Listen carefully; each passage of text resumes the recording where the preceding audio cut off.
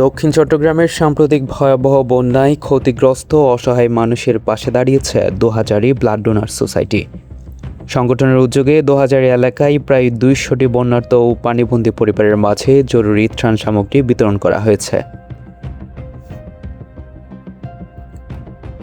দোহাজারীর বিভিন্ন প্রত্যন্ত বন্যা দুর্গত এলাকায় ঘুরে ঘুরে এই ত্রাণ সামগ্রী পৌঁছে দেন সংগঠনের সদস্যরা।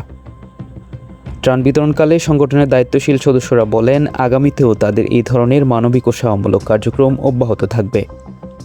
সমাজের বিত্তবান ও সামর্থ্যবান মানুষদেরও এই দুর্যোগে নিজ নিজ অবস্থান থেকে বন্যার্তদের সহায়তায় এগিয়ে আসার আহ্বান জানান তারা। ত্রাণ বিতরণ কার্যক্রমে দোহাজারী ব্লাড ডোনার সোসাইটির উপদেষ্টা, সদস্য, স্বেচ্ছাসেবক এবং স্থানীয় গণ্যমান্য ব্যক্তিবর্গ উপস্থিত ছিলেন। News desk, WTV।